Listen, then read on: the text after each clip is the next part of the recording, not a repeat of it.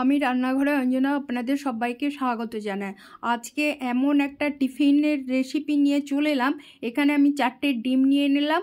4টে ডিমের সাদা অংশটা নিয়ে নিলাম, তার মধ্যে থেকে হয়তো হলুদ অংশটা একটু পড়ে গেছে। এবার এই পুরো অংশটা নিয়ে নিলাম, দিয়ে এটাতে আমি একটা ব্যাটার বানিয়ে নেব। তো এখানে নিয়ে নিলাম এই যে হলুদ অংশটা হালকা পড়ে গেছে, এর মধ্যে নিয়ে নিলাম 1 চামচ পরিমাণ মতো লবণ আর গোলমরিচের গুঁড়ো। এবার ভালোভাবে আর হালকা মিষ্টি ভালোভাবে স্প্যাচুলারের সাহায্যে আমি এটাকে ফেটিয়ে নিলাম। এটা একটা ব্যাটার বানিয়ে নিলাম। পুরো মশলাটা মিশে যাবে।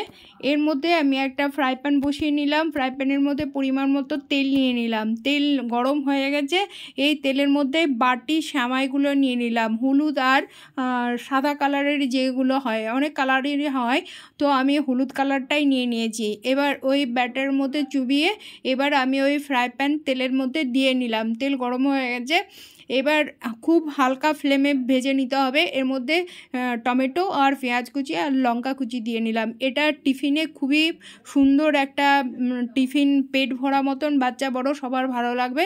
আমি দিয়ে নিলাম। এর মধ্যে যে ডিমগুলো বেঁচে ছিল, ডিমগুলো হলুদ অংশটা, সেই অংশটা এই বাটির মধ্যে দিয়ে নিলাম। দিয়ে নিয়ে আমি উল্টে নেব, হালকা ফ্লেমে ভেজে নিতে হবে।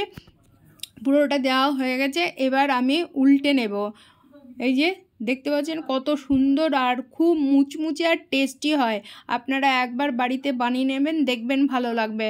বাচ্চাদের মন ভোলাতে খুব একটা বেশি টাইম লাগবে না, ঘরের কোনো কিছু লাগবে না, খুব তাড়াতাড়ি বানানো যাবে। তো এইভাবে বানিয়ে নিলাম, সকালে বা বিকালে বাচ্চাদের দেওয়া যাবে। এটাই হচ্ছে টিফিনের বাটি সেমাই। তো কেমন লাগলো রেসিপিটা আপনারা কমেন্ট বক্সে জানাবেন, লাইক করবেন, আমার সাথে থাকবেন আর সাবস্ক্রাইব করতে ভুলবেন না। তো আমার বেঁচে গিয়েছিল, এবার এইভাবে আমি বানিয়ে নিলাম। দেখতে হয়তো সুন্দর লাগছে না, কিন্তু হেভি টেস্টি।